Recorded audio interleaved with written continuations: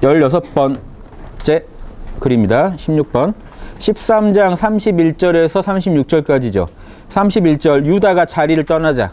유다는 이제 이전에 누군가 나를 배신할 거다는 경고를 듣고 유다가 나가죠. 최후의 만찬 때요. 유다가 이제 자리를 떠나자 예수님이 말씀하시기를 이제 사람의 아들의 영광이 드러났고 이제 앞으로 이제 잡혀갈 거라는 걸 예언하시는 거죠. 내가 잡혀서 진리를 위해, 이게 별거 아닙니다. 어떤 기적을 생각하지 마세요. 십자가에 못 박힌 사건이요. 그걸로 뭐 지축이 흔들리고 뭐 해가지고 이렇게 사람들이 감동했나요? 아무도 감동 안 했어요. 그냥 그렇게 묘사가 된 거지. 십자가 사건은요, 사람 일반인은 몰라요. 그게 무슨 의미인지도. 예수님한테 이게 왜 의미가 있었을까요? 다른 거 아닙니다. 진리를 위해 살신 성인이요, 내 생명보다 사랑을 구현하고 싶어서, 진리를 훼손하고 싶지 않아서, 양심을 구현하고 싶어서 잡혀가서 죽는 한이 있더라도 나는 내 양심을 증언하겠다. 요겁니다. 나는 내 목숨을 버려서라도 거짓말을 하지 않겠다. 양심에 맞는 말과 행동을 하겠다. 이게 하나님의 영광을 드러낸 겁니다.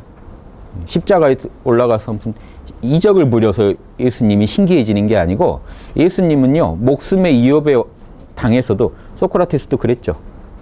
나 죽여라. 예, 죽이기 전에는 나는 멈추지 않겠다. 아테네를 깨우는 그 일을 멈추지 않겠다라고 했단 말입니다. 그걸로 성인이 되신 겁니다. 즉 죽어야 성인이 된다는 게 아니라 목숨보다도 중시했다는 겁니다. 양심을 구현하는 걸. 우리가 그런 모습을 조금만 배워도 가정이 편안해지고 사회가 바뀔 겁니다. 지금 그거예요. 하나님의 영광이 드러난다는 거는 어떠한 고초에서도, 어떤 고문을 당해도 나는 양심이 맞다, 이 말을 해야 나는 진짜 살 것 같다. 육신에 힘든 것보다 양심이 편한 게 난 좋다. 이게 하나님의 영광이 드러난 거 아닙니까? 욕심으로는 못할 일이 양심으로 일어난 거 아닙니까? 성령으로. 그래서 하나님이 그를 통해 영광스럽게 되신다. 그 성자가 그렇게 하나님의 영광을 드러내고, 아들이 아버지의 영광을 드러내고, 아버지는 아들로 인해 영광스러운 존재가 또 되는 겁니다. 그게 진짜 신비한 힘이죠. 그런 신비한 힘의 근원인 하나님이 얼마나 높이 길어지겠습니까? 성자를 통해 양심의 힘이 드러날 때 여러분이 양심을 찬탄하겠죠. 양심의 힘이 정말 위대하다. 그 지하철에서 취하신 분 구하시고 돌아가시는 분들도 있잖아요. 그런 분들을 볼 때 우리가 놀래죠. 하나님이 진짜 계시나 보다. 양심의 힘이 진짜 무섭구나. 자기 생명, 죽으려고 뛰어든 건 아닙니다. 자기도 살려고 뛰었겠죠. 죽으려고 뛰어드신 게 아니라 그냥 그 사람이 죽는 걸 못 견뎌서 뛰어드신 겁니다. 그쵸? 그러니까 다른 생명이 죽는 거를요, 잠시 내 생명도 못 돌아보고 도와야 한다는 그 강한 마음이 양심에서 나오지 않았겠냐는 거죠. 인간의 욕심에서 나올 수 있는 게 아니잖아요. 예, 그런 걸 보고 우리가 그분이 하나님을 영광되게 한 거고, 하나님도 그분으로 인해서 영광스러워진 겁니다. 그 극치죠, 예수님은. 예, 양심적으로 순수하게 양심에 맞게 말하고 행동하고 살았더니 사람들이 미워하고 고발을 하고 해가지고 지금 죽게 생겼잖아요. 그런데 그 일을 이렇게 예수님은 담담하게 받아들이시는 겁니다. 본인 또 얼마나 힘드셨을까요? 에고의 마음을 가지고 이해하셔야 돼요. 예수님은 안 힘들었을 거야 그러면요, 별로 영광스럽지 않아요. 뭐 안 힘들어서 한 걸 왜 영광스럽다고 하십니까? 힘들었는데, 죽을 만큼 싫었을 텐데, 한 생명을 가진 존재로서 내 생명이 이 손상을 당한다는 게 죽도록 싫었을 텐데, 양심의 힘이, 아버지의 뜻이 지금은 죽더라도 양심을 주장하는 게 옳다라는 그 힘을 줬겠죠. 그 지혜와 그 용기와 그 힘을. 예, 그래서 하나님의 그분을 통해 영광을 드러내신 거고, 또 하나님이 더 진정으로 또 영광스럽게 되신 거죠. 인류를 위한 사랑으로 십자가에, 제가 풀이한 거 좀 보십시오. 인류를 위한 사랑으로 십자가에서 죽음으로써 그리스도가 자신을 희생하여 진리를 실현한 겁니다. 이게 위대한 일입니다. 예, 단순히 영생, 당연히 이러면 영생이 따라오는 거지, 영생을 얻는 것 자체를 보여주려고 십자가만을 향해 예수님이 사신 것처럼 이해하시면 안 된다는 겁니다. 요한복음은 좀 그런 방향으로 몰고 가는 경향이 있어요, 편집 자체가. 그래서 그런 요한복음의 요한의 설명을 제가 다 뺐기 때문에 예수님의 말씀만 갖고 이해한다면 그런 식으로 이해하지 마시고, 예수님이 양심에 따르는 삶이 아주 절정에 이르게 된 계기라는 것 뿐입니다. 이제 목숨이 날아갈 판이 됐으니까요. 이래서 지상에서 신성, 양심의 실현이 하게 된 겁니다. 십자가는 하나님의 질서를 상징하고요. 또 왜 하필 또 십자가에 돌아가셔야 되느냐? 이게 이제 상징하는 바가 있죠. 그래서 사실은요, 이 성경이 그럼 진실이냐? 몰라요, 아무도. 왜냐하면 모릅니다. 예, 왜냐? 제가 자주 말씀드리지만, 이런 태양신 신앙, 예수님은요, 태양신 신앙의 기본 원형 구조를 갖고 있기 때문에 좀 이게 어느 정도 차용이 됐는지 극적으로 설명을 돕기 위해서 예수님이 지상에서 하신 일을 위대하신 분이겠지만 돕기 위해서 조금 이런 기존의 신화 구조가 차용이 됐는지 알 수는 없어요. 왜냐, 예수님의 이야기가 연도별로 역사책에 자세히 써 있지가 않거든요. 그냥 예수님 같은 분이 계셨다는 것밖에 역사책에는 안 나옵니다. 자, 보세요. 예수님은 태양이라 이 가시관 쓰고 돌아가시죠. 이 가시관이 태양을 상징합니다. 제자가 몇 명이죠? 12명이요. 황도 12궁을 상징해요. 예. 그쵸. 태양이 도는 그런 12궁. 예. 자, 그리고, 그럼 태양이 제일 낮에 마지막 밑에 떨어질 때가요? 동지 때. 12월 22일쯤에. 자, 거기에 이 예전에 유럽에서 볼 때는 남십자성이 있었답니다. 십자가에서 돌아가셔야 돼요. 태양신은 원래. 그럼 며칠에 부활하냐? 25일쯤에 3일 정도 거기 그대로 있다가 다시 고도가 높아지기 시작합니다. 태양의 고도가 제일 떨어졌다가 태양이 죽었다 아마 3일마다 부활하니까 3일 만에 25일에 우리가 태양신 신앙에서 기념을 해요. 그래서 이제 이게 태양은 살아나기만 있고 낮과 밤에서 그 뭐죠? 낮보다 이제 밤보다 낮이 더 길어질 때가 있죠. 이때가 춘분이죠. 이 춘분 때가 이 싹이 날 때거든요. 그래서 동양에서 한자 뭡니까?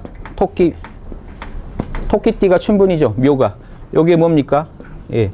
토끼 기도 상징하지만 알이 깨진 것도 상징합니다.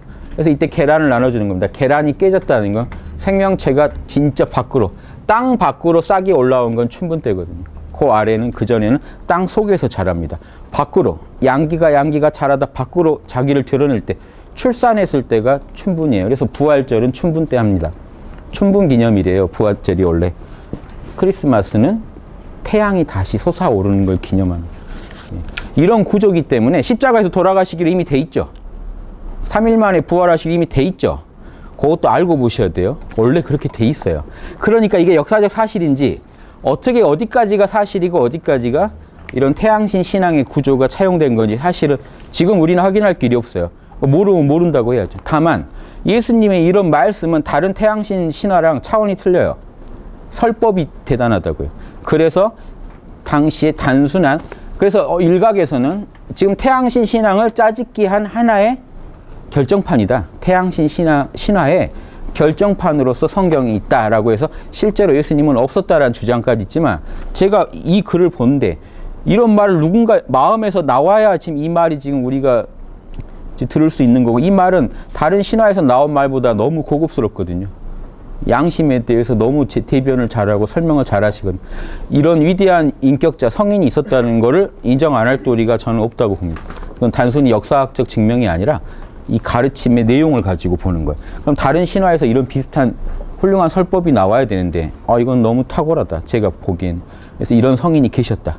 다만 이분이 어떻게 돌아가셨는지 너 그러면 성경 그대로 맞냐라고 하면 전 사실 모르겠다는 게 맞습니다. 예, 이런 걸 몰랐으면 모르겠는데 알고 나서 보니까 이게 애매한데 왜 하필 십자가에서 돌아가시지? 근데 이런 것도 이제 이런 것도 무시하고 십자가 사건을 이해해 보면요, 유대인들한테 만약에 밑보여 가지고 죽었으면 돌로 맞아 죽어야 돼요. 지난번 강의 때 보면 자꾸 돌을 들죠, 유대인들이. 예수님이 이상한 말을 하면 돌을 들어요. 예, 유대인들식 쳐버리면 돌로 쳐서 죽입니다. 예. 그러니까 십자가 사건은 로마 정치범들이 당하는 거예요. 로마가 죽일 땐 십자가로 죽여요. 즉 정치적인 정치범이라는 얘기죠. 근데 예수님이 그러면 정치범이냐 사상범이냐 이거죠. 유대의 전통을 깬 사람이냐, 로마에서 볼 때 이거는 반역자로 보였느냐. 근데 십자가는 일종의 지금 반역자로 보였어야만 십자가 처형이 합당하거든요. 예, 이런 거 생각하면은 약간 지금 우리가 볼 때 돌로 맞아 죽었어야 사실은 유대인들이 죽였다라고 할 수 있는데 사실은 로마가 죽였거든요. 그 스토리대로라면. 이러니까 로마에 그런데 기독교를 전파해야 되잖아요. 그러니까 이 복음들이 뒤에 가서 빌라도는 좀 죄가 없는 것처럼 또 묘사해 줍니다. 이것도 또 이제 의문이 되는 거예요. 빌라도는 진짜 죄가 없는 건지. 로마에 포교하려다 보니까 로마가 죽였으면 포교하기가 어렵잖아요. 그러니까 빌라도를 좀 감싸주고 책임을 유태인한테 돌려서 유태인들이 억울한 예수님을 돌아가시겠다는 억울한 지금 그런 누명을 쓰게 됐는지 이것도 모릅니다. 그러니까 성경을 혹시 읽으실 때 모르는 거 모른다고 해야죠. 알고 이렇게 모른다 하고 전제하고 들어가세요. 보시다가 아 죽일 놈 이렇게 단순히 하지 마시고 여러 상황이 있을 수 있다라는 건 알고 하세요. 우리가 예수님은 역사책에 안 나옵니다. 실제로. 지금 몇 구절 나오는데 그분이 이분인지 이 생애가 정확하게 묘사되어 있지도 않아요. 그래서 여러분은 이 성경에 의존해서밖에 알 수가 없는데 이 성경이 그렇게 객관적인 기록은 아니라는 거. 왜냐면요. 그 당시 문화를 아신다면 이걸 이해하실 수 있는데 진리를 위해서라면 내용을 좀 바꿉니다. 진리를 더 설명을 하기 쉬운 방향으로 실제 일도 살짝 바꿔서 그 당시에는 이런 분위기예요. 이렇게 모여서 한 명이 읽어요. 요한복음이 읽어요. 그 당시 돌던 아주 유명한 글들 중에 하나인 거예요. 복음이 애초에 있었던 게 아니라 이런 식으로 여러 글이 돌아요. 수많은 글이 돌았어요. 집회 때마다 누가 읽으면 제일 감동하고 좋아한 글들이 있겠죠. 누군가 이제 대표로 읽을 때 감동을 제일 많이 하고 은총을 많이 받는 글. 그런 글들 위주로 이제 모인 게 지금 우리가 아는 이런 복음들입니다. 그러니까 그 당시에는 여러 기록들이 있었어요. 그 기록들이 사실 그대로 쓴 게 아니라 좀 더 감동을 주기 위해서 또 어떤 메시지를 담아가지고 조금씩 각색을 했다는 게 지금 드러난 사실이죠. 왜냐? 4대 복음 간에도 조금씩 틀리거든요. 스토리가. 그래서 그거 좀 감안하시고 읽어주십시오. 십자가 사건 하나에도 우리가 생각할 게 많다. 이게 단순한 건 아니다. 다만 저는 이 십자가에서 뭘 보고 싶느냐? 이 십자가라는 게 지금 여기서 나오는 거거든요. 동지, 하지, 춘분, 추분. 예, 태양신을 모신다면 이 십자가라는 건 큰 의미가 있습니다. 그러니까 단순히 로마가 십자가에 돌아가셨어야 하는 거예요. 정치범이 아니더라도 이미 예수님은. 예, 남십자성에서 태양이 멈춘다는 것도 있지만 그거 말고도요. 십자가라는 건 하늘의 질서예요. 추나추동의 4개의 질서만큼 예전 고대인들이 볼 때 하느님의 법이 현현한 게 있나요? 하느님의 법은요. 태양을 통해 드러나는데 추나추동, 동지, 하지, 춘분, 추분이 제일 강력하게 드러나는 하느님의 질서예요. 십자가라는 건 그냥 그대로 하느님의 법, 로고스를 상징합니다. 예수님이 십자가에서 돌아가셨다는 것 또한 이제 그런 상징도 있다고요. 하나님의 질서에 순종했다는 뜻도 있습니다. 거기서 육신이 죽죠. 예, 하나님의 질서를 위해서 살신성인이라는 거 아시겠어요? 육신을 죽여서 진리를 선포했다. 이런 상징도 있다는 겁니다. 이렇게 아시고 보시면 좋겠습니다. 자, 하나님의 질서를 상징하고 육신의 사망은 불완전한 영육의 초월을 상징하고요. 그 뒤에 하나님의 질서에 완벽하게 순종한 예수님 어떻게 됐겠습니까? 부활해서 영생하셨죠. 예, 거기까지도 포함해서 예수님의 위대한 역사고 그게 하나님의 영광을 드러내신 겁니다. 그런데 단순히 부활이 목적이었다면 예수님이 이렇게 부활하시면 안 된다는 거죠. 단순히 부활만이 목적이었다면 지금 앞에 사건은 대충 처리되더라도 십자가에서 돌아가신 뒤에 온 천하에 나타났어야 되는 거 아닌가요? 부활이 목적이었다. 아니라는 거예요. 일부 자기 측근들한테만 나타났죠. 그러면 이게 증거력이 없잖아요, 사실. 이해되시죠? 여러분 예수님인데 부활을 입증하려고 그 고생을 했는데 죽고 난 뒤에 제 친구들한테만 나타나서 알려라 그러면 그게 누구 말이 믿어주겠어요, 사람들이? 그러니까 그런 게 아니라 예수님의 목적은 부활까지도 포함한 하나님의 뜻대로 산다는 게 이런 거다에 초점이 있다는 거예요. 그러다 죽으면 영생까지 얻을 수 있다. 이렇게 이어져야지 거기에만 초점을 두시면 예수님의 우리가 오해하게 됩니다. 그러면 결국 그게 뭐냐면요. 우리 욕심이에요. 예수님처럼 살기는 싫고 예수님이 누린 결과는 얻고 싶으니까 예수님만 믿습니다. 같이 저 데려가 주실 거죠. 그러니까 영생에 초점이 있습니다. 그런데 제가 항상 말씀드리지만 성경에 예수님의 말씀 다 들어보면 사랑을 실천하고 황금률을 실천하고 하나님의 뜻대로 지금 살아라지 그러면 영생이 보장된 자지 영생을 추구하는 사람들한테는 독사의 자식이라는 가혹한 천국 가는 걸 목표로 하는 사람들한테는 가혹한 지적이 있었다는 거죠. 절대로 천국 갈 목표를 세우시면 안 된다는 거예요. 천국 가고 싶다 하면 욕심이에요, 여러분. 아버지 뜻대로 살았을 때 천국 가는 거지 가고 싶다는 사람이 갈 수 있는 세계가 아니에요. 이해되시죠? 이 차이를 오해하시면 아무리 성경을 읽어도 읽고 난 뒤에 자신이 변하지 않기 때문에 이 천국의 그 문고리도 못 잡아보게 될 수도 있다는 겁니다. 예, 성경에 나온 말씀만 가지고 추리했을 때 그렇다는 겁니다. 자, 계속 이어갈게요. 자, 이렇게 인류가 예수님이 보여주신 거는 불완전한 육신을 지닌 모든 인류가 나처럼 하나님의 질서, 십자가의 질서에 순종했을 때, 온몸을 바쳤을 때, 우리 모두가 그렇게 살았을 때 하늘나라 가서 영생할 수 있다. 이런 내용. 이거를 온몸으로 보여줬고, 이게 하나님의 영광이, 하나님이 인류한테 전하고 싶었던 메시지가 예수님이란 한 개체를 통해, 한 인격을 통해, 사람의 아들을 통해 드러났죠. 이게 놀라운 사건 아니냐 이겁니다. 그래서 이 예수님이 인류에 다녀가신 이게 그 자체가 복음이고 그 자체가 경전이라는 거죠. 그래서 우리가 이걸 또 읽고 있는 거, 2000년이 지난 지금. 그런데 2000년간 읽기만 하지 예수님 같은 분이 나왔다는 소식이 잘 안 들려오면 우리가 잘못 읽고 있을 수 있으니까 지금의 눈으로 다시 또 보시죠. 지금 여러분의 양심이 감흥해서 보셔야만 이 글이 보입니다.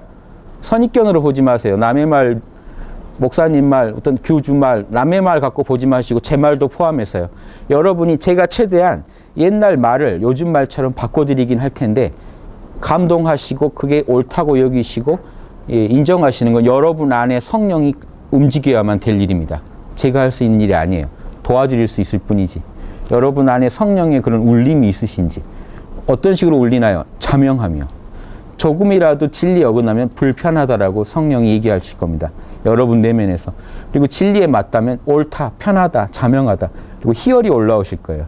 그걸로 구분을 못 하시면요. 결국 우리는 아무것도 판단할 수가 없어요. 성령의 힘으로 판단한다는 이겁니다. 여러분이 선입견으로 이거 나 아는 얘기야. 이거는 나 이렇게 들었어. 이렇게 하지 마시고 진지하게 들어보세요. 그리고 황금률을 써보세요. 그 사람 마음이 제가 하는 말이 무슨 말인지 역지사지를 해보세요. 그런 뒤에 성령한테 판단을 맡겨보세요. 저 내면에서 뿌듯함 그리고 희열, 편안함이 올라오면 진리에 맞을 확률이 높고 100%라고는 못하겠습니다. 우리 욕망이나 이 편견이라는 게 워낙 세기 때문에 뭔가 찜찜하고 불편하고 불쾌하면 내가 욕심을 부린 게 아니고 편견을 부린 게 아닌데도 불편하시면 한번 생각해 보시라는 왜 그럴까? 왜 불편했느냐 따져보시면요. 제가 늘 따져보면 그 결과에는 황금률 위반이라는 게 있어요. 누구한테 피해가 가는데 제가 그냥 모른 척하는 그 마음이 있을 때 이 말이 자명하지가 않은데 모른 척하고 이 말을 믿는 게 나한테 유리해서 모른 척하고 싶을 때 우린 불쾌해집니다. 찜찜해져요. 근데 투명하면요. 시원하다. 그때는 여러분은 인정하게 되고 진리를 쉽게 받아들이게 되고 성령이 여러분 안에서 인도를 하시게 되는 겁니다. 이런 느낌을 느끼시면서 내면을 느끼시면서 이 글을 하나씩 읽어가셔야 돼요. 이 글을 여러분 마음에다 보여주고 결국 인간은 여러분 안에 있는 성령이 하는 겁니다. 맞다, 아니다는 건요. 성령의 강한 울림이 있어야만 여러분이 받아들일 수도 있고 거부할 수도 있는 겁니다. 여러분이 나서서 거부를 해버리면요. 거부하면서도 찜찜하고 받아들이면서도 찜찜해요. 흔쾌해야 돼요. 자, 보시죠. 그리고 하나님의 영광이 그를 통해 드러나면 하나님은 즉시 자신 안에서 사람의 아들의 영광을 드러내실 것이다. 하나님은 사람의 아들의 영광, 즉 예수님을 통해서 이 성자의 모습을 온전하게 보여줄 거라는 거예요. 진리를 따르는 사람의 모습, 그리고 그런 사람은 영생을 얻는다는 것을 하나님이 반드시 보여줄 것이다. 자녀들이여, 내가 그대들과 함께할 시간이 길지 않구나. 우린 다 같은 하나님의 자녀죠. 그러니까 자녀들이여, 내가 그대들과 함께할 시간이 길지 않구나. 그대들은 나를 찾을 것이나 유대인들에게 얘기한 것을 지금 그대들에게 말하노니 그대들은 내가 가는 곳에 갈 수 없다. 내가 그 전에 유대인들한테도 얘기했는데 제자들한테도 이제 제자들 너희도 사실은 올 수 없다. 지금 내가 가는 그 천국 하나님의 세계는 성령으로 산 사람들만 가는 세계니까 아직 제자들은 온전하지 않죠. 성령의 지금 강림이라는 건 예수님 가신 뒤에 제대로 일어나죠. 이때도 없다고는 못할 것 같아요. 저는 다만 센 강림이 예수님 가신 뒤에 일어나고 이때는 아직 약하기 때문에 예수님이 당신들은 올 수 없다라고 한 겁니다. 그대들은 내가 가는 곳에 올 수 없다. 내가 그대들에게 새로운 계명을 주겠다. 자, 천국 가고 싶으면 이거 지켜라 이겁니다. 어떤 거겠습니까? 그 계명이 지난번에 말씀드렸지만 경천의 N이죠. 예수님은 항상 하나님을 공경하고 사랑하라. 그 다음 하나님을 사랑한다면 하나님의 자녀인 나의 또 다른 형제들, 내 이웃을 내 몸처럼 사랑하라. 부모님을 사랑한다면 형제 간에 우애 있고 형제를 내 몸처럼 사랑해라 이거죠. 결국은 뭐냐면 그런데 자, 하나님 쪽에 포인트를 두시면 안 된다는 겁니다. 흔히 오해하는 게 나는 하나님한테만 경천이 있고 애인이 있죠. 이 아버지고 자녀 아닙니까? 자, 아버지한테 효도를 잘하는 사람이 아버지의 마음이 자식들 잘 되는 거니까 자녀들한테도 잘하겠죠. 근데 아버지한테만 잘하고 다른 사람을 사랑하지 않는 사람은 과연 아버지를 사랑하는 사람이기나 할까 이겁니다. 이것도 아니에요. 그래서 예수님은 굳이 하나를 고른다면 이걸 고르는 겁니다. 이웃을 사랑하는 사람은 이미 하나님을 사랑하는 사람이에요. 다른 말로 하면 뭘까요? 양심적인 사람은요, 하나님을 사랑하는 사람이에요. 비양심적인 사람은요, 신앙은 지독히 깊은데 비양심적이다. 하나님을 사랑하는 사람이 아니에요. 하나님이 하라는 건 하나도 안 하면서 아버지 하고 큰 거 주실 걸로 믿습니다. 이런 마음밖에 안 된다는 거예요. 이해되시죠? 아버지가 하라는 걸 안 해요. 그런데 아버지만 사랑한대요. 이상한 자식이잖아요. 그렇죠? 그래서 이상하다는 겁니다. 그래서 바울도 뭐라고 했냐면 예수님이 분명히 10계명은 2개로 요약된다 그랬는데 바울이 모든 계명은 하나로 요약되느니 뭐냐? 내 이웃을 네 몸처럼 사랑해라. 요거 하나면 아버지 사랑이 이미 들어있기 때문에 그래요. 그래서 예수님이 황금률을 얘기하시는 거예요. 황금률을 하는 사람은 천국 갈 사람이고 천국 맡아놓은 사람이고 하나님의 뜻을 사는 사람이고요. 아버지 주여 이것만 얘기하는 분은요 못 가요 천국. 아버지가 원하는 건 그게 아니거든요. 아버지가 주여 불러줄 사람 없어서 적적하실까요? 아버지 뜻을 그대로 사는 자녀를 보고 싶은 거지. 아버지 부르는 사람이 부족할. 그럼 부르는 사람이 뭔가 부족한 거지. 아버지한테는 도움이 안 돼요. 아버지한테 도움되는 사람은요 지상에서 아버지 뜻을 구현하는 사람이에요. 이해되시죠? 지상에서 아버지를 찾는 사람이 아니고 단순히 아버지의 뜻을 대신하는 사람. 그래서 성자가 중요한 거고 사람의 아들이 중요한 겁니다. 사람의 아들로 오신 그 성령은 반드시 성령의 뜻을 지상에서 펴니까요. 손을 가지고 발을 가지고 뇌를 가지고 펴니까요. 그게 위대하다는 겁니다. 자, 그렇게 이해하시면 좋겠고요. 새로운 계명 주겠다. 뭐겠습니까? 사랑하라겠죠. 서로 사랑하라. 내가 그대들을 사랑한 것처럼 내가 그대들을 사랑하듯이 그대들도 서로 사랑하라. 만약 그대들이 서로 사랑한다면 이 사랑이라는 게요. 애착, 집착으로 흐르면 안 됩니다. 예, 오늘 또 보니까 짝사랑하던 사람을 이 결혼한다니까 찾아가서 살해한 사건을 오늘 기사에서 봤는데 사랑일까요? 예, 그 병증으로 망상장애라고 하더만요. 혼자서 사랑에 빠져서. 과도한 집착을 부리는 그런 사랑이 아니죠. 지혜로운 사랑, 그런 맹목적인 사랑이 아니라 지혜로운 사랑은 뭘까요? 집착하지 않는 사랑. 황금률이에요. 고민하지 마세요. 황금률. 상대방이 원하는 걸 해주고 상대방이 싫어하는 걸 안 해주는 게 사랑입니다. 그런데 우리가 생각한 사랑은 내 기분 좋자고 이렇게 상대방을 내가 보고 싶은 대로 이렇게 맞추고 싶고 예, 변화시키고 싶은 그런 사랑이잖아요. 그럼 집착이 오고 내 뜻대로 이렇게 안 될 때는 또 분노하게 되고 탐욕에는 반드시 분노가 따릅니다. 왜냐? 한 개인의 탐욕은 남들한테 피해를 주기 때문에 뜻대로 이루어지지 않게 돼 있어요. 그럴 때 이 당사자도 같이 분노하게 됩니다. 그래서 이상한 짓을 합니다. 어리석은 짓을. 자, 이러니까 황금률이라고 생각하셔야 돼요. 사랑은. 예. 사랑합니다. 제가 예전에 명상한 단체 갔더니 막 사랑한다고 껴안고 막 이러는데 부담스러워 죽는 줄 알았어요. 저는 그러고 싶죠. 그럼 또 뭐라고 하는지 아세요? 저한테 뭔가 이렇게 마음에 벽이 있으시다고. 뭐 좀 이상하더라고요. 그런 벽은 좀 지키고 싶더라고요. 막 담 허물기 한참 허물었다가 이건 아닌 것 같다 할 수도 있는 거잖아요. 왜냐? 담을 허물고 지내려면 서로 황금률을 지켜주는 이웃 간에는 좋은데요. 한쪽이 황금률을 어기는 이웃이면요. 담 쌓는 게 나아요. 서로가 서로를 좀 지켜야 할 부분은 지켜야 돼요. 황금률이 사랑이란 걸 이해 못 하니까 왜 나는 너한테 다 줬는데 넌 나한테 안 주느냐 뭐 이런 이상한 요구를 해옵니다. 예, 그게 사랑이 왜 아닌지에 대해서 우리가 좀 연구를 해보실 필요가. 예수님이 말하는 이 서로 사랑하라는 거는요 그런 겁니다. 예. 내가 그대들을 사랑한 것처럼 그대들도 서로 사랑하라. 만약 그대들이 서로 사랑한다면 서로에게 황금률을 실천한다면 그대들이 나의 제자라는 것을 모두가 알게 될 것이다. 베드로가 묻습니다. 주여 어디로 가십니까? 유명한 그 영화 있죠. 뭐. 코바디스의 주여 어디로 가십니까? 너는 못 온다. 이거죠. 답은 사실은. 답은 뭐냐? 이게 선문답 같은 거거든요. 주여 어디로 가시나이까? 미안한데 너는 지금 못 온다. 예수님이 그대는 지금 내가 가는 곳에 따라올 수 없다. 하지만 나중에는 따라오게 될 것이다. 나중에는 성령을 깨치고 성령대로 살아서 천국에 갈 수 있는 성자가 될 것이다. 천국은 성자들의 세계입니다. 베드로 너도 성자가 될 것이다 라고 인정해 준 겁니다. 네. 우리도 돼야 돼요. 성자가. 그래야 성자 되고 당당히 들어가시라는 겁니다. 어떻게 천국에 자리 뭐 어떻게 남는 자리 없나 하고 이렇게 기다리시는 마음으로 보지 마시고 당당하게 황금률 실천하고 정당한 자격 가지고 가시자는 겁니다. 예수님이 보여준 건 이겁니다. 내가 아버지 뜻대로 살았기 때문에 아버지가 절대 나를 버릴 리 없다라는 자명한 확신을 갖고 계시죠. 예수님은. 그게 있으세요? 없으시죠? 자명한 확신 있으세요? 내가 11조 낸 게 얼마인데 이거 말고요. 내가 아버지 뜻대로 살고 뜻대로 죽을 수도 있는 이 마음을 가지고 스스로 확신하는 겁니다. 나는 아버지 뜻대로 내가 살고 있구나 하는 걸 아는 사람은요. 영생에 대해서 걱정하지 않겠죠. 천국도 바라지 않아요. 왜 그럴까요?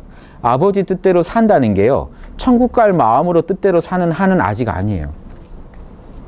아버지 뜻대로 사는 그 자체로 만족할 수 있는 사람이 천국을 간다니까요. 이 미묘한 말의 차이를 잘 이해하시기 바랍니다. 그러니까 천국이니 뭐니 애초에 생각할 필요도 없는 거죠. 이게 황금률의 만나만 생각하시면 되는 거예요. 그러니까 진짜 천국 갈 사람은요. 어떤 분들이냐면요. 지금 상대방한테 말 하나 할 때, 행동 하나 할 때도 상대방이 원하는 게 뭘까? 상대방이 싫어하는 게 뭘까? 따져본 뒤에 행동하시는 사람. 그리고 그게 처음에는 오차가 많겠죠. 처음에는요. 남의 마음을 잘 못 읽어내요. 우리가. 욕심과 편견 때문에. 점점 이 기술이 능숙해지다 보면요. 상대방 속이 꼭 내 속인 것처럼 금방금방 이해하고 맞춰주는 존재가 되시겠죠. 그때 여러분은 이제 당당하게 아, 내가 죽으면 거기 가겠구나. 그걸 그냥 받아들이듯이 알게 되시는 거지. 그래도 가야 할 텐데 이런 식으로 우리가 접근하지 않는다는 겁니다. 그렇게 욕심으로 갈 수 있는 세계가 아니니까. 욕심으로 갈 수 있는 세계는요. 세계라면요. 아마 한국인들이 많이 가 있을 겁니다. 거기. 어떻게든 비밀 루트를 통해서 뒤에 뭐를 찔러서라도 갔겠죠. 그런 식의 세상이 아니니까요. 그렇게 하면 안 된다는 거예요. 예수님이 바리새파를 이렇게 혹독하게 뭐라고 한 건요. 그 양반들이 다른 파들보다 제일 깨끗이 산 사람들이에요. 십계명 다 지키고. 다른 사두개파니 다 이분들은요. 로마에 우리 친일파 있듯이 친로마파로 로마에다 그 매국노짓도 하고 이런 사람들이에요. 근데 그 사람들한테 뭐라고 안 하잖아요. 애초에 뭐라고 말할 그게 아닌 겁니다. 바리새파만 자꾸 뭐라고 하는 게 이 사람들만 한번 마음 고쳐 먹으면 천국 갈 수 있는 길이 열릴 것 같으니까 그 부족한 부분을 자꾸 얘기해 주신 거예요. 당신들 천국 가려고 십계명 지키지. 천국 가려는 마음 비우고 그냥 사랑으로 지켜봐. 이거 다예요. 이게 다예요. 바리새파 영원히 죽일 놈 이게 아니에요. 될 사람한테 뭐라고 합니다. 아예 합격권이 아닌 친구들한테는 아예 얘기 안 하신 거예요. 예수님이. 역으로 말하면 바리새파들은요. 합격할 수도 있는 사람들이었는데 안 됐기 때문에 안타까워서 세게 뭐라고 하신 겁니다. 그런 부분도 잘 이해해 보시면 좋겠습니다. 자, 아버지의 왕국은 영생을 얻은 자들이 사는 성자들의 세계이다. 하나님의 온전한 자녀들만이 거기 거주할 수 있습니다. 내가 그 자격이 되는지 스스로에게 묻고 당당할 때 여러분에게도 그 문이 열리시겠죠. 자, 이런 재미있는 이제 천국 얘기가 우리 민족한테도 있고 소크라테스의 이야기에도 나와요. 플라톤이 쓴 글에도. 그래서 같이 제가 소개를 해드릴 테니까 한번 비교해 보면서 고대 철인들이 이해했던 하늘나라는 이런 세계였구나 하는. 우리가 하늘나라를 가본 적은 없지만 경전을 가지고 신뢰할 만한 분들의 얘기를 가지고 우리가 볼 때 그래도 인류 중에 제일 자명한 얘기만 했던 분들의 얘기를 가지고 분석해 보는 건 의미가 있지 않습니까? 자, 우리 민족 경전에 삼일신고라는 게 있습니다. 신에 대한 가르침. 거기에서요 이런 말을 해요. 우리를 둘러싼 저 하늘은 하느님의 나라이니 저 하늘 꼭대기 북극성에는 하느님의 궁전이 있다. 자, 온 우주의 꼭대기죠. 북극성은. 자, 모든 별이 이 북극성을 중심으로 돌잖아요. 그래서 이제 이게 물질적인 이 북극성인데 북극성이라는 게 결국 뭘 상징하겠습니까? 자기는 움직이지 않으면서 주위가 움직이는 센터를 말해요. 북극성이라는 건 영적인 센터를 상징한다고 보시면 됩니다. 재밌는 거는요. 구약에서도 저 하느님이 계신 걸 북극이라고 합니다. 저 북극 하느님의 보좌가 있는 자리에서 루시퍼가 계명성이 쫓겨서 떨어졌다. 그 보좌를 탐내다. 이럴 때 북극성이라는 얘기를 써요. 북극이라는 얘기를 해요. 고대인들이 볼 때는요. 밤하늘에 움직이지 않는 별 하나가 신기하죠. 저기 하느님 사나 보다 하신 겁니다. 그래서 이게 여기가 상징하는 거죠. 꼭 그 별에 가면 하느님이 사실까? 그걸 모르죠. 그리고 실제로는 우리 세차 운동 때문에 북극성 자체가 움직여요. 지구가 이 돌면서 축이 조금씩 이동하기 때문에. 그러니까 그냥 상징으로 보시면 돼요. 북극은 그 뭐죠? 하늘나라 중에 최고 꼭대기 하늘 이렇게 이해하신다. 북극 저 꼭대기에 있는 하늘. 저 꼭대기에 있는 하늘에 하느님의 궁전이 있습니다. 이게 우리나라의 지금 가르침이에요. 이곳은 온갖 선함을 계단으로 삼고 남한테 잘해야 돼요. 온갖 덕을 관문으로 삼아 늘 양심적으로 살아야 돼요. 덕이라는 한자 보세요. 이게 행할행자의 한쪽이거든요. 고들직자입니다. 마음심자. 요게 지금은 눕혀져 있죠. 덕자는. 직심, 고든, 정직한 마음을 실천한다는 게 덕입니다. 덕을 해라 이게거든요. 양심대로 살아라는 거예요. 양심대로 살면 늘 선을 행하겠죠. 그러니까 선을 계단 삼고 큰 덕을 성취하는 거를 한 관문을 통과하듯이 이렇게 덕을 성취함으로써 한 관문을 열고 들어가는 거죠. 그 문을 여는 거에 덕의 성취를 비유한 거죠. 이렇게 해서 결국 양심적으로 하나님 뜻대로 산 사람만이 그 세계에 올라간다. 그러면 그 세계에는 한 분이신 하나님이 머무시는데 여러 신령한 분들과 신령한 존재들 그리고 여러 철인들과 성인들과 함께 있다는 겁니다. 하나님이. 우리나라도 이렇게 봤다는 거예요. 그래서 하느님을 호위하고 모시고 있는 곳으로 천국은요. 크게 길하고 상소로우며 크게 광명한 대길상 광명처 이렇게 되어 있습니다. 한자로. 하나님은 우리 머리꼴에 내려와 계시니 그러면서 이 우리나라 경전은 이상한 얘기를 해요. 하늘에만 있는 게 아니라 인체에서는 여기가 북극성이거든요. 머리가 북극이고 학문 쪽이 남극이에요. 정수리가 북극이고. 그래서 하늘님이 어디 사시겠어요? 인체의 신전 중에. 바울도 인체가 신전이라고 했죠. 신이 머무는. 우리나라 사람들은요. 뇌에 산다고 딱 써놨습니다. 경전에. 이 뇌 가운데 중심에 하느님이 계신다. 머리가 천궁이다. 하나님이 우리 머리꼴에 내려와 계시니 자신의 본성에서 하나님의 씨알을 구해야 된다. 하나님 멀리서 찾지 마라. 지금 천국 얘기하니까 천국 가야지 하고 있지 말라는 겁니다. 하나님은 당신 머릿속에 있다. 당신이 보고 듣고 하는 모든 걸 하느님이 주재한다. 여러분이 내가 생각하는 나는 누구지? 말하고 웃고 울고 있는 하루 종일 하는 중에 변하지 않는 내 안의 본질, 하느님 자리죠. 거기는 누구지 하고 들여다보면 그게 그대로 화두가 되고 그대로 참선이 되고 명상이 돼서 우리 안에 있는 신을 찾게 됩니다. 이 얘기예요. 우리 민족은 이런 얘기를 이미 했습니다. 자성구자 해라. 스스로의 본성에서 하나님의 씨알을 구해라. 자신의 본성에 혼이 통하고 자신의 본성, 하나님이 이런 존재구나. 하느님이 나한테 원하는 게 뭐구나. 성령의 뜻을 그냥 아는 거죠. 신성의 뜻을 그냥 알아서 하나님의 뜻대로 덕과 지혜와 능력을 온전히 갖추어 온갖 공덕을 완수한 사람만이 하느님의 궁전에 올라서 하느님을 직접 뵙고 영원한 쾌락을 누린다. 제가 조금 의역한 겁니다. 한자로 하면 뭐라고 했냐면 이 하늘나라 가려면 우리 지구에 있는 우리가 하늘나라 가려면 성통공안이 됐습니다. 본성. 하늘님이 우리 마음속에 이렇게 살아계신 건데 우리 마음속에 살아계신 하늘님과 통하고 그래서 하늘님이 살으란 대로 그 공덕을 완수한 사람만이 성통공안자만이 하늘나라 가서 하느님을 뵙고 불령제철에 같이 끼는 거죠. 이게 우리 민족 고대의 그 신앙이었습니다. 그래서 사람이 죽으면 고인돌 같은 거 이렇게 무덤에 꼭 그 북극성이나 뭐죠? 북두칠성 글이 돌아간다고요. 삼태성이나 이런 걸 그려가지고 그 별로 돌아가야 한다는 거기가 우리의 고향이라는 갈 자리라는 이런 의식을 한 겁니다. 그래서 이런 거 이해되시죠? 그래서 우리 민족도 당연히 인간으로서 최고의 인간은 하늘나라 가야 된다고 생각합니다. 이게 북유럽에도 북유럽대로 신화가 있어요. 여기 북유럽은 여기 하늘나라에 누가 사나요? 오딘이요. 오딘이 사는 세계에 거기 태어나려면요. 북유럽에서는요 싸우다 죽어야 돼요. 거기에서 성통공안자는 싸움을 잘한다는. 민족마다 조금 이렇게 좀 문화에 따라 다른 게 있습니다. 나약한 사람은 싫어한다. 나약한 사람은 저 하늘나라 못 간다. 싸우다 죽어야 간다 그래가지고 침대에서 누워서 병 걸린 분들은요 이렇게 뭐 배에 칼을 찌르기도 하고 이런 일이 있었어요. 천국 보내려고 싸우다 죽어야 되니까. 그럼 발키리라고 하는 전쟁의 여신이 와서 데려가는 겁니다. 저 오딘이 사는 저 하늘나라로. 그래서 이게 문화마다 조금씩은 다르지만 기본적인 원형이 비슷해요.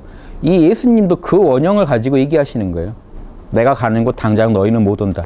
왜냐? 성령 비슷한 발상입니다. 하나님의 뜻과 통하고 하나님의 뜻대로 산 사람만 가는 거 아닙니까? 저걸 안 한 사람은 못 가죠. 예, 이해되시죠? 자, 그런데 이 재밌는 게 그럼 히랍은 어땠을까요? 소크라테스의 주장은 보시죠. 파이돈에 보시면요. 최명관님이 옮긴 플라톤의 대화라는 책에서 제가 인용을 했습니다. 그들에게는 에테르가 우리 공기와 같은 것일세. 자, 소크라테스가 이 얘기를 합니다. 여기를 어떻게 얘기하냐면요. 이런 식으로 얘기합니다. 우리 지구에 바닷속에 물고기 살죠. 물고기가 살지만 이 물 속에 살면서 물 위로 우리가 존재하는 듯이 보이겠죠. 마찬가지로요. 우리도 여기가 에테르라는 기운이죠. 우리가 물 속에 사는 물고기, 에테르 속에 사는 물고기고 우리 위에 올림푸스가 있고 여기 제우스나 신들이 산다는 겁니다. 그러니까 여기까지 가야 된다는 겁니다. 본인은 간다고 당당히 주장하셨어요. 나 죽으면 거기 가. 난 신들이랑 얘기할 거야. 그래서 막 가족들이 말리는데 독배 먼저 드시고 가셨어요. 좀 이따 가라고. 저녁에 먹어도 되거든요. 독배를 좀 늦게. 제자들이 말리니까 너 내 얘기 안 들었냐? 나 지금 거기 간다니까 하면서 빨리 가서 신들이랑 제우스랑 직접 만나서 아폴론도 만나서 물어보고 배워야 할 게 많은데 학구열이 너무 지나치신 거예요. 그래서 막 그 와이프 울고 자녀 우는데 다 내보내고 제자들이랑 죽기 전에도 토론, 철학적인 토론. 영혼은 과연 불사인가? 죽는가 안 죽는가? 이런 얘기하기 딱 좋은 장소다. 또 신나가지고 제자들이랑 얘기하다가 드시고 가셨어요. 예, 이런 분입니다. 그래서 이게 지금 파이돈이라는 게 죽기 직전에 나눈 대화예요. 영혼은 과연 죽는가? 소크라테스는 안 죽는다는 거예요. 윤회론까지 얘기합니다. 잘 산 사람은 사람으로 오고요. 어떤 죄를 저지르면 뭐 독수리로 태어나고 어떤 죄는 맹수로 태어나고 한참 얘기하다가 철학자는 뭡니까? 하늘의 뜻, 로고스대로 신의 명령대로 살았기 때문에 영혼이 정화돼서 신들의 세계로 간다는 얘기를 하면서 이제 그 얘기를 해주는 겁니다. 그들에게는 저 신들의 세계를 얘기하는 겁니다. 에테르가 우리 공기와 같은 것일세. 공기가 물보다 그리고 에테르가 공기보다 더 순수한 만큼 시각이나 청각이나 촉각이나 그 밖의 모든 감각에 있어서 더 완전한 능력을 갖고 있는 걸세. 그 사람들은 몸도 에테르로 돼 있다는 겁니다. 왜냐? 육신의 몸은 우리가 버려두고 가는 거잖아요. 그러니까 에테르로 몸이 만들어진, 에너지로 만들어진 사람들이 사는 세계가 있다는 겁니다. 더 완전하다는 거예요, 오감이.